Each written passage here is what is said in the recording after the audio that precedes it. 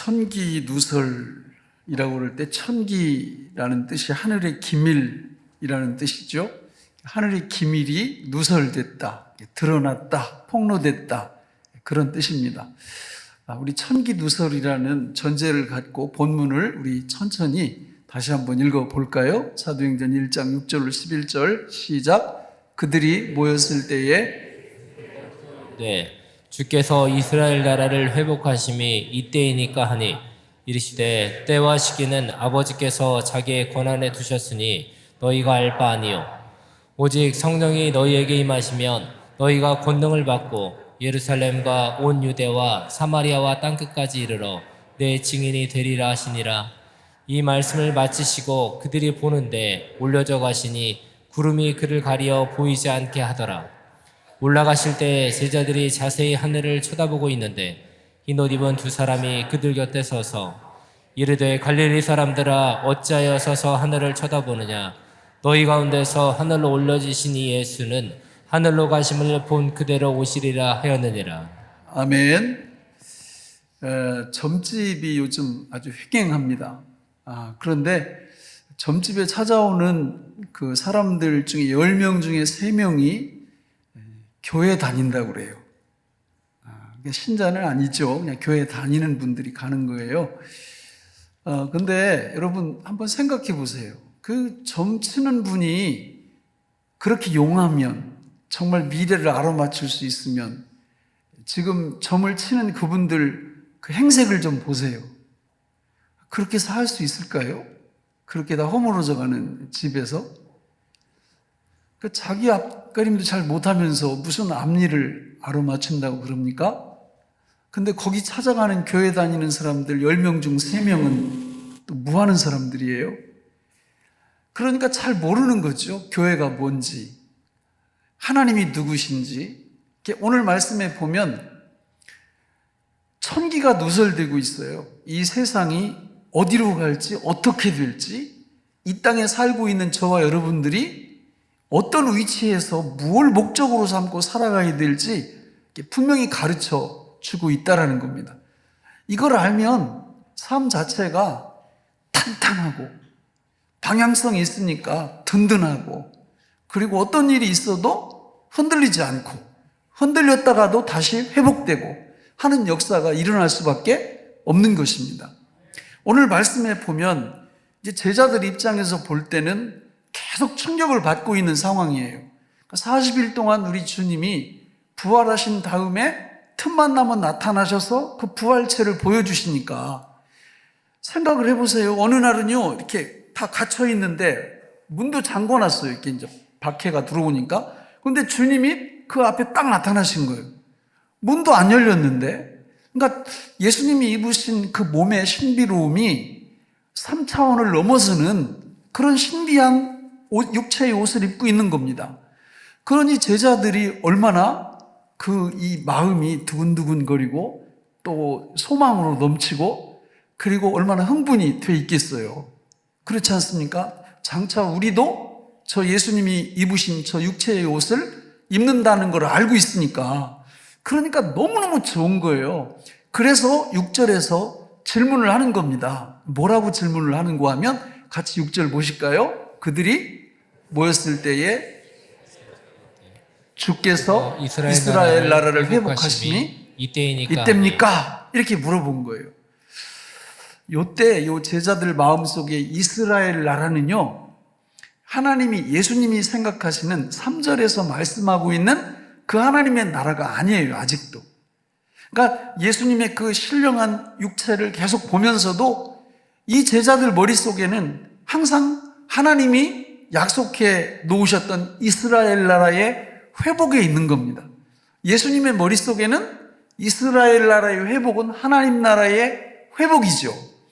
예수님께서 초림하신 것은 세상 나라 속에 하나님 나라가 침투해 들어오신 사건입니다.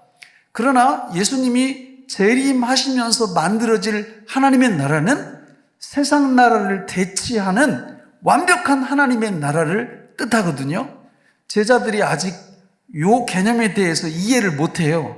왜 못하느냐면 이걸 이해하려면 사도행전 2장에 성령께서 이 땅 위에 포괄적으로 전체적으로 교회 위에 강림하셔야 그때부터 조금씩 알아나가는 거죠. 이 제자들의 머릿속에 이스라엘 나라의 회복은 육체적 이스라엘 나라의 회복이에요. 지금 약 한 600년, 700년 전에 나라를 뺏겼잖아요. 그때는 바벨론한테 뺏기고 아수르한테 뺏기고, 그래서 그 뒤에 페르시아가, 또 헬라가, 또 현재 로마가 이스라엘을 지배하고 있습니다. 그러니까 이 이스라엘 회복이라는 건 제자들 머릿속에 아직도 그 다윗 왕조의 회복을 얘기하고 있는 겁니다. 그런데 예수님은 전혀 그런 뜻이 아니에요. 하나님 나라의 회복이라는 것이. 오늘 우리들도 마찬가지예요. 교회에 수많은 사람들이 다니지만요, 10명 중 3명이 점집 찾아가는 사람이 교회 다니는 사람이라는 거는 아직도 교회 다니는 많은 분들 중에 이 이스라엘 나라와 하나님 나라를 구별을 못하는 분들이 많이 있다는 거죠. 여러분, 이스라엘 나라는 우리가 사는 대한민국입니다. 이 대한민국이 너무 중요해요. 이 나라를 빼앗기면요, 세상에 살 때 너무 불편합니다. 우리가 해외여행을 가보면 출입증을 다 요구하죠. 여권. 그 여권이 없으면 들어갈 수가 없어요. 우리나라도 들어올 수도 없습니다. 외국인들이. 그러니까 이 출입증이 있어야 되는데 이 출입증은 나라에 있는 사람만 가질 수 있어요. 그러니까 나라가 얼마나 소중한지 몰라요. 우리나라는 참 좋은 점이 많아요. 전 세계 중에 외국인들이 들어와서 부동산을 구입할 수 있는 나라가 몇 개 안 됩니다. 우리나라는 그 중에 하나예요. 외국인들이 우리나라 부동산을 구입할 수 있죠. 우리가 공산국가는요, 말할 것도 없고, 공산국가가 아닌 태국이나 이런 나라들도 우리가 가서 부동산을 구입할 수 없어요. 임대는 할 수 있지만, 그래가지고 선교사를 파송해서 거기 교회를 세울 때도 모험을 하는 겁니다. 거기 기존 예수 믿는 사람 이름으로 그거를 이렇게 해주는데 사고도 많이 나요. 그냥 그 사람이 마음 잘못 먹으면 못 찾아요. 찾을 수가 없어요. 우리는 소유할 수가 없으니까. 여러분, 이 나라가 이렇게 소중합니다. 나라는 꼭 있어야 돼요. 그런데 이 나라가 하나님이 말씀하시는 그 나라가 아니라는 거예요. 이 세상 나라는 하나님의 나라를 미리 보여주고 있는 것에 불과합니다. 여러분, 저는 남한하고 북한하고 하나님의 진정한 축복을 어떤 나라가 더 받아야 돼요? 여러분, 냉정하게 생각을 해보세요. 북한하고 우리나라하고? 제가 볼 때는 북한이 더 받아야 됩니다. 물질적으로도 여러 가지로 축복을 받아야 되는데 실제는 어때요? 저 나라 완전히 3, 4대 그 독재자들이 이렇게 하면서 나라가 완전 거지 됐어, 거지. 그런데 잘 생각해 보면요, 이해가 안 가요. 하나님이 하시는 일이. 왜냐하면 6.25 직전까지 북한에 교회가 2,860개가 있었어요. 남한에는 절반도 없었고요. 그리고 대한민국의 부흥운동이 일어난 곳이 평양이고, 지금 김일성 동상이 세워져 있는 그 터는 장대현 교회가 서 있던 교회터예요. 그러면 북한에 그 당시 신앙생활하고 있던 믿음의 사람들이 믿음 생활을 엉망진창으로 해서 하나님이 징계하신 겁니까? 그 사람들 믿음 생활 너무 못해서 하나님이 경고하시고 심판하신 건가요? 그게 아니라는 거예요. 우리가 그거를 그런 식으로 갖다 얘기하면 하나님의 나라가 어떤 나라인지 전혀 모르기 때문에 그렇게 판단하는 거죠.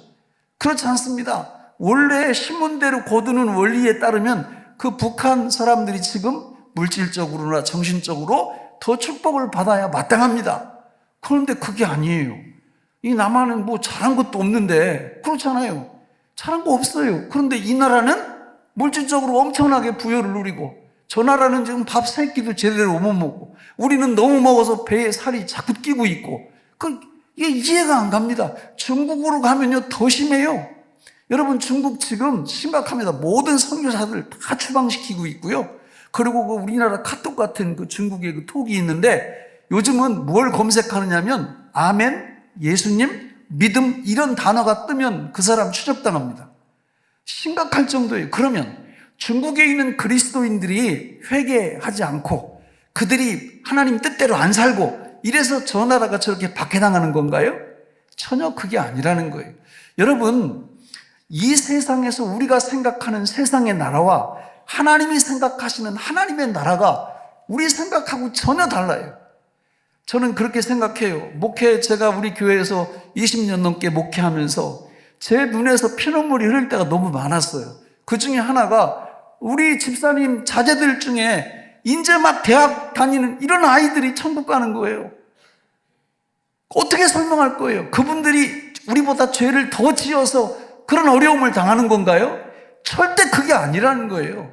우리가 생각하는 세상 나라와 하나님 나라는 너무 차이가 커요. 하나님께서 그런 것들을 우리한테 그런 상황들을 통해서 생각하게 만들어 가시는 거예요. 여러분, 앞으로 100년 후면 여기 남아있을 분 한 분도 없어요.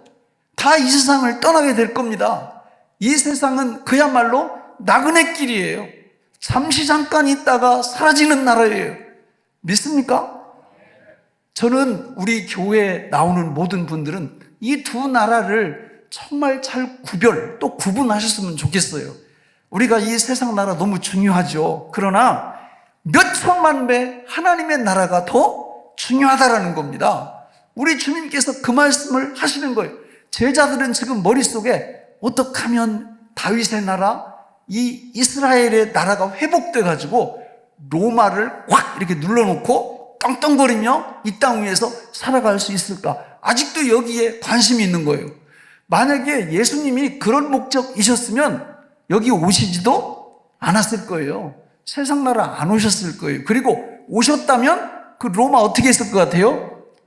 그냥 예수님이 마음만 먹으면 무슨 지구 자체를 절단내릴 수 있거든요. 그러니까 이 로마 나라를 그냥 다 단숨에 다 들러 엎으셨겠죠. 근데 그렇게 안 하시잖아요. 로마 나라를 그대로 놔두십니다. 육신적 이스라엘이 회복되는 거는요 1948년도에 회복이 돼요. 그 예수님이 지금 이 사도행전 본문, 요 본문으로부터 약 1900년 후에 눈으로 보이는 육신적 이스라엘이 그때 회복이 된다 그 말이죠. 그러니까 사람들이 생각하는 천국하고 하나님 아버지께서 만들어 가시는 천국하고 전혀 연관되는 부분이 없다 그 말이에요. 성도는 이걸 알아야 됩니다. 이 차이를 알아야 됩니다. 그래서 비록 내 발은 이 세상을 밟고 살아가지만 여기가 영원한 곳이 아니라는 것을 늘 말씀을 통해서 도전을 받고 깨달아야 될 줄로 믿습니다. 그랬더니 우리 주님이 7절에서 동문서답을 하세요. 우리 7절 같이 한번 읽어보실까요? 시작. 이르시되 때와 시기는 아버지께서 자기의 권한에 두셨으니 너희가 알 바 아니요. 저는 옛날부터 저걸 가르쳐 주셨어야 되는데 저걸 왜 안 가르쳐 주셨을까? 저걸 가르쳐 주셨다면 우리들의 믿음 생활이 얼마만큼 활성화될까? 얼마만큼 열심과 열정을 낼까? 기대가 되는 거예요. 생각을 해보세요. 주님의 재림 날짜가 딱 이렇게 주님이 여기서 딱 말씀을 하시면 근데 말씀 안 하시거든요. 너희들이 그거 알 바가 아니다. 이거는 나도 몰라. 뭐 모르시겠어요? 하나님이신데 안 알려주시는 거예요. 하늘에 계신 하늘 아버지만 이걸 아신다. 그러니까 이거를 만약에 가르쳐 주시면 무슨 일이 벌어질 것 같아요? 우리가 누구예요? 우리가. 참 이게 돈 되는 일이라면 머리가 기가 막히게 돌아가지 않아요? 저 아파트 분양 딱 받으면 받자마자 피가 5천이 붙는다 이러면 막 수단과 방법을 안 그리고 막 지원을 하잖아요. 우리 모두가 그래요. 죄성이 있어서. 여러분 그렇지 않습니까? 그런데 주님의 재림 날짜가 딱 우리한테 통보가 된다. 알려진다. 그러면 예수 안 믿는 분 지구상에 한 명도 없어요. 다 믿을 겁니다. 주일 누가 빼먹어 감히? 안 빼먹어요. 11조? 누가 떼먹어요? 그거 안 떼먹어요. 아니 주님이 딱 이렇게 오시는데 아마 새벽 기도도 미어 터질 겁니다. 왜냐하면 주님의 재림이 딱 이렇게 고정이 딱 되고 알려졌으니 이거 뭐 그때까지 무슨 얘기예요? 신앙이란 우리 열심 갖고 되는 게 아니에요. 이따가 8절에서 그 비결이 나옵니다. 하나님이 다 아세요. 그거를 그렇게 딱 알려주면 그 우리의 가식, 진정한 믿음과 신앙이 아닌 가식, 하나님의 능력으로 믿음 생활하는 그런 능력이 아니라 인간적인 능력으로 이렇게 한다는 걸 너무 잘 아시죠? 그래서 그 부분을 일부러 감춰 두시는 겁니다. 여러분, 그러면서 우리 주님이 뭐라고 말씀하세요? 야, 이거 너네들이 이거 알 거 아니고 딱 알 게 하나가 있어. 그게 8절이에요. 8절 같이 읽어보실까요? 시작. 오직 성령이 너희에게 임하시면 너희가 권능을 받고 예루살렘과 온 유대와 사마리아와 땅끝까지 이르러 내 증인이 되리라 하시니라. 아멘. 여러분, 저 구절에서 가장 중요한 단어 혹은 구가 어떤 거예요? 예, 이게 답이 잘 안 나와. 1부부터 이게 뒷부분이 아니고요. 앞부분이야, 앞부분. 오직 성령이 너희에게 임하시면 요게 답이에요. 저것만 되면 되는 거예요. 나머지 뒤는 그냥 사도행전 보세요. 사도행전이 뭐라고 그랬어요? 성령 행전, 또 전도 행전이라고 그랬어요. 근데 왜 사도행전이 성령 행전이고 전도 행전이냐면 오직 성령이 우리한테 임하시면 다 따라와요. 뭐가 따라와요? 뭘 받아요? 권능을 받아요. 권능을. 그러니까 성령으로 거듭나면 권능이 우리한테 와요. 그 권능의 실체가 뭐냐? 이사야 11장 2절에 보면 저렇게 말씀합니다. 같이 읽어볼까요? 시작. 그의 위에 여호와의 영, 곧 지혜와 총명의 영이요 모략과 재능의 영이요 지식과 여호와를 경외하는 영이 강림하시리니. 예수님한테 저 성령의 영이 강림을 하셨거든요. 근데 그 성령님이 예수 믿는 우리 어디 와 계신다고요? 우리 안에 들어와서 저 6가지 지혜와 총명의 영, 모략과 재능의 영, 지식과 여호와를 경외하는 영이 예수님에게 임했던 그 영이 예수 믿는 모든 성도들 안에 들어오셔서 그것이 되어주시고 그것으로 살아주시고 그것으로 역사해 주시는 이 실체가 뭐라고요? 권능이라고. 권능. 그러니까 우리가 이걸 갖고 늘 고백을 하는 거예요. 고백을. 하나님, 내가 아버지를 믿습니다. 예수님, 내가 주님을 믿습니다. 성령님, 내가 보혜사를 믿습니다. 이게 무슨 고백이에요? 사도신경 요약하는 거예요. 사도신경 요약, 성부, 성자, 성령 다 그거 보세요.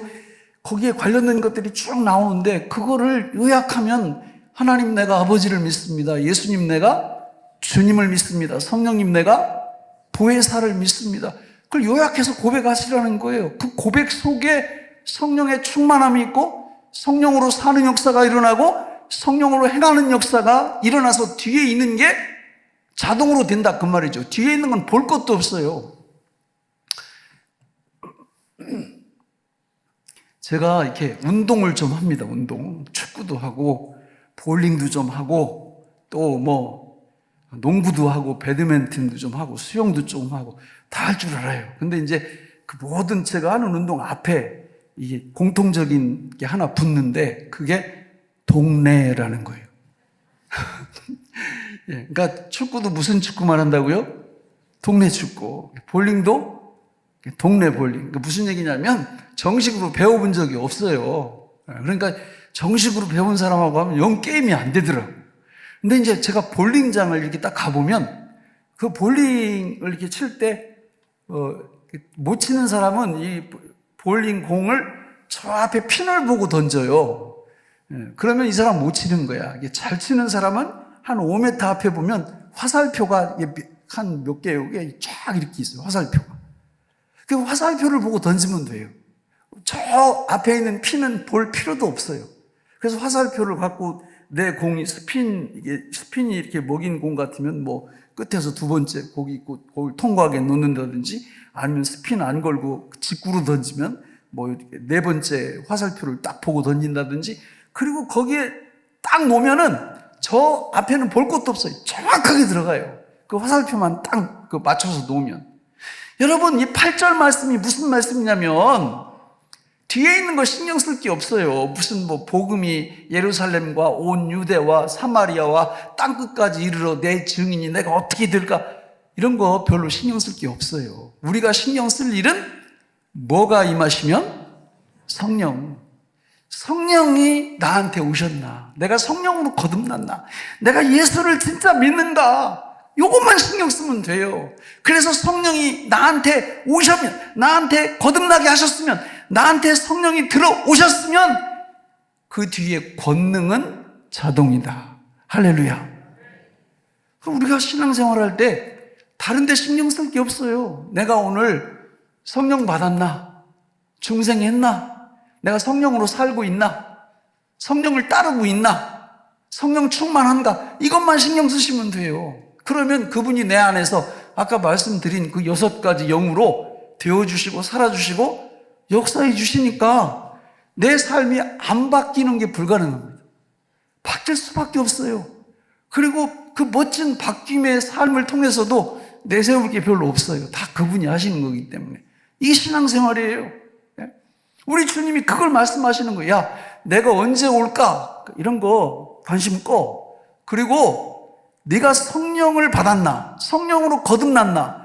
이것만 신경 쓰면 돼. 그리고 날마다 성령 충만한가? 이것만 신경 쓰라는 거예요. 그것만 신경 쓰면 그리스도인의 생활은 여러분 그냥 다 되어지게 돼 있어요. 할렐루야.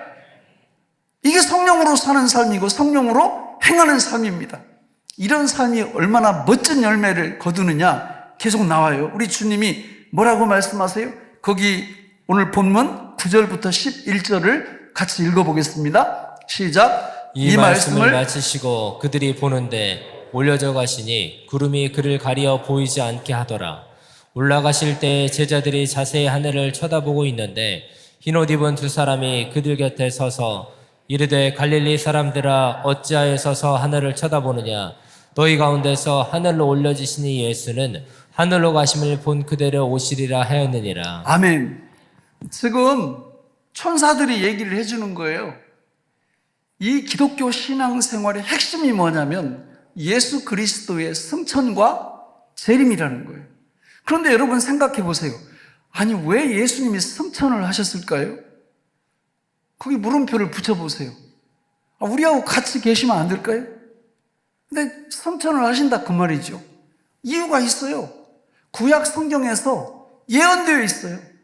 다니엘에서 7장 이런 데 보면 다 예언이 되어 있어요. 장차 인자가 예수님이 이 땅에 오셔서 십자가 죽음을 죽으시고 부활하신 다음에 승천을 하실 거다. 그래서 요한계시록 4장 5장에 보면 승천하셔서 하나님 아버지께로부터 모든 권세를 이렇게 받는 것으로 되어 있어요.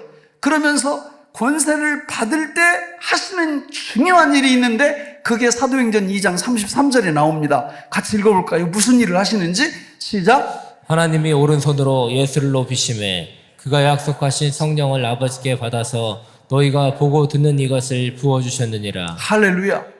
하나님이 오른손으로 예수를 높이셨다라는 것은 죽음과 부활과 승천을 시키셨다는 거예요. 하늘로 승천을 시키신 게 예수를 높이신 거예요. 그렇게 예수님을 승천하시면서 높이시니까 예수님이 약속하신 성령을 누구한테 받아요? 하나님 아버지께 성령을 받아서 사도행전 2장에 보면 모든 성도들에게 교회 위에 성령을 부어주시는데 그 일을 누가 하신다고요? 예수님이 하신다 그 말이에요. 예수님이 그거 하시려고 승천하신 거예요. 하나님 보좌 우편에 앉으셨다라는 것은 지금 말씀드린 성령을 부어주시려고. 왜냐하면 성령님은 예수님의 영이시기 때문에 예수님이 그때부터 본격적으로 온 우주를 다스리고 통치해 가시는 겁니다. 할렐루야. 하나님의 나라가 이렇게 펼쳐지는 거예요. 그러면 성경에 보면 우리 예수님께서 어떻게 이 세상 나라를 다스리시느냐? 3가지 직분을 갖고 다스리세요. 우리 예수님이 성령으로. 자, 첫째는 제사장, 둘째는 선지자, 세 번째는 왕으로 지금 이 나라, 온 세상 나라를 지금부터 영원까지 그분이 다스려 가시는 겁니다. 그러니까 하나님의 나라가 이런 방향에서 이런 내용으로 그분이 다스려 가시는데 이 세상 사는 우리들은 정신을 바짝 차리고 이 세상 나라가 나라의 전부가 아니고 세상 나라는 예수님의 초림으로 하나님의 나라가 뚫고 들어왔는데 예수님의 재림으로 이 나라가 하나님의 나라로 대치되어 가는 중임을 우리가 알아야 된다는 거죠. 이걸 모르면 이제 이 다음에 주님 재림이 오실 때 깜짝 놀라서 누구세요? 이렇게 하게 된다 그 말입니다. 예수님한테. 그러면 안 되는 거죠. 지금부터 그분의 다스림과 통치를 받아나가면 주님이 재림에 오셔도 너무 반가운 거죠. 그러면 주님이 제사장으로 어떻게 이 온 세상을 성령으로 통치해 가실까요? 여러분, 우리 주님께서 이 신약 성경에 보면 당신이 제사장이라는 말씀을 너무 많이 하세요. 그것도 대제사장. 우리 히브리서 8장 1절 같이 한번 읽어보실까요? 히브리서 8장 1절 시작. 지금 우리가 하는 말의 요점은 이러한 대제사장이 우리에게 있다는 것이라. 그는 하늘에서 지극히 크신 이의 보좌 우편에 앉으셨으니. 여러분, 우리 주님이 뭐라고 말씀하세요? 대제사장이라. 히브리서 한 구절만 더 읽어볼까요? 히브리서 7장 24절로 28절 우리 같이 읽어보겠습니다. 시작. 예수는 영원히 계심으로 그 제사장 직분도 갈리지 아니하느니라. 그러므로 자기를 힘입어 하나님께 나아가는 자들을 온전히 구원하실 수 있으니 이는 그가 항상 살아계셔서 그들을 위하여 간구하심이라. 이러한 대제사장은 우리에게 합당하니 거룩하고 악이 없고 더러움이 없고 죄인에게서 떠나 계시고 하늘보다 높이 계시니라. 그는 저 대제사장들이 먼저 자기 죄를 위하고 다음에 백성의 죄를 위하여 날마다 제사 드리는 것과 같이 할 필요가 없으니 이는 그가 단번에 자기를 드려 이루셨습니다. 할렐루야. 저 예수님이 성령님을 통해서 지금도 대제사장이 되셔서 저와 여러분들을 다스리시고 그 다스리심의 결과가 바로 수벌이에요. 수벌이에요. 저 예수님을 진짜 믿으면 성령의 역사로, 아까 6가지 역사 말씀하셨잖아요. 그 권능의 역사로 우리가 죄사함, 죄 용서의 이 은총을 풍성하게 누리기 시작해요. 이게 성령으로 통치해 주시는 그분의 은혜의 결과예요. 할렐루야. 그런데 그분의 통치를 모르면요, 이 죄 용서의 기쁨을 진짜 몰라요. 죄 용서의 기쁨을 모르면 어떻게 되는지 아세요? 교회 다니면서 죄를 더 많이 져요. 너무 안타깝죠. 이거는 이 수벌의 은혜를 진짜 모르니까 죄를 계속 짓는 거예요. 이 성령께서 우리 안에서 그 제사장으로서의 통치를 경험하면요, 점점 거룩해집니다. 죄와 싸워서 이기는 확률이, 승률이 굉장히 높아져요. 더 거룩해지고 시간이 갈수록. 이런 은혜가 우리한테 임하는 거죠. 성령님은요, 상상할 수 없을 정도의 능력을 가지신 분이시고 그분이 다른 데 계시는 게 아니라 우리 안에서 나와 함께 삼동해 주세요. 할렐루야. 우리 주님은 대제사장으로서 우리를 통치해 주실 뿐만 아니라 선지자로서도 우리를 다스려 주십니다. 거기에 이제 성경에 보면은 우리 마태복음 9장 35절 같이 한번 읽어볼까요? 시작. 예수께서 모든 도시와 마을에 두루다니사 그들의 회당에서 가르치시며 천국 복음을 전파하시며 모든 병과 모든 약한 것을 고치시니라. 주님이 이 땅에 오셔서 주로 하신 일이 선지자, 그죠? 그리고 치유의 사역, 이런 걸 하셨는데 하나님 말씀을 계속해서 가르치시는 거예요. 그리고는 저 요한계시록 2장 3장 가보면 7교회에 보내는 편지, 그 중에 하나 요한계시록 우리 2장 2절을 읽어보면 이렇게 말씀해요. 같이 읽어볼까요? 시작. 귀 있는 자는 성령이 교회들에게 하시는 말씀을 들을지어다. 누가 말씀하신다고요? 성령님이 말씀으로 우리를 지금도 통치하고 다스리고 계시면서 그 열매가 뭐라고요? 제사장은 수벌이고 선지자는 수법이에요. 수법이라는 건 우리 예수님이 십자가 죽음과 부활을 통해서 우리가 지켜내야 될 모든 율법을 다 지켜주셨다. 완성해 주셨다. 그 은혜가 우리한테 임한다는 뜻이에요. 그걸 가지고 그 전능하신 성령님이 우리를 지금도 다스려 가세요. 그래서 우리는 모든 율법으로부터 해방된 사람들이에요. 율법으로부터 해방된 이 축복을 받게 되면 어떤 열매가 나타납니까? 그 율법을 누구보다도 더 잘 지켜요. 할렐루야. 이 놀라운 은혜가 임해요. 율법이 전에는 그냥 죽음으로 끄는 그런 도구였지만 우리 성령님의 은혜를 받고 나서부터는 그 율법이 생명으로 이끄는 도구가 되는 거예요. 우리한테. 이 놀라운 은혜가 우리한테 계속 주어집니다. 할렐루야. 마지막 세 번째로 승천하신 예수님이 성령을 통하여 무엇로 우리를 다스리신다고요? 왕으로 다스리십니다. 우리 주님이요, 이렇게 체포당하셔가지고 군인들이 막 신문할 때 거의 침묵하세요. 답을 안 하세요. 너 메시아냐? 막 이렇게 질문을 하는데 답을 안 하시는데 딱 답을 하는 질문이 있어요. 그게 뭘까요? 예, 거기 성경 찾아볼까요? 누가복음 23장 3절 사복음에서 모두 이 말이 기록되어 있는데 같이 읽어볼까요? 시작. 빌라도가 예수께 물어 이르되 내가 유대인의 왕이냐? 대답하여 이르되 내 말이 옳도다. 대답을 하세요. 이거는 네가 왕이야? 이렇게 물어보니까 예수님이 맞다. 나는 왕이다. 여러분, 우리 주님이 지금 범사, 온 우주, 대한민국, 모든 나라, 모든 사람의 모든 것들을 지금도 왕으로 다스리고 통치하여 주시는 줄로 믿습니다. 내 마음에 안 드는 게 많아요. 근데 아까 말씀드렸잖아요. 북한, 중국 이런 데 보면 이해가 안 가. 그렇지만 주님이 뭐라고 말씀하셨어요? 범사에 감사하라. 그 얘기는 뭐예요? 이 세상에서 벌어지고 일어나는 모든 일들은 내 통치의 결과다. 내가 왕으로 지금 다스리고 있다는 겁니다. 그러니까 범사에 대해서 마음에 안 들어도 일단 감사하라는 거예요. 그게 주님의 통치를 받는 하나님의 백성들의 태도입니다. 그리고 그게 돼요. 왜냐하면 합력해서 선을 이루어 가시는 것을 분명히 알기 때문에. 할렐루야. 말씀을 맺겠습니다. 여러분, 천기라는 거는 하늘의 비밀이에요. 여기 지금 사도행전 1장 6절로 11절에 보면 하나님의 나라가 어떻게 시작해서 어떻게 올지를 다 설명하는 내용이 이 안에 들어있습니다. 만일 우리가 성령으로 거듭난 하나님의 백성들이라면 여러분, 다리 쭉 뻗고 주무셔도 돼요.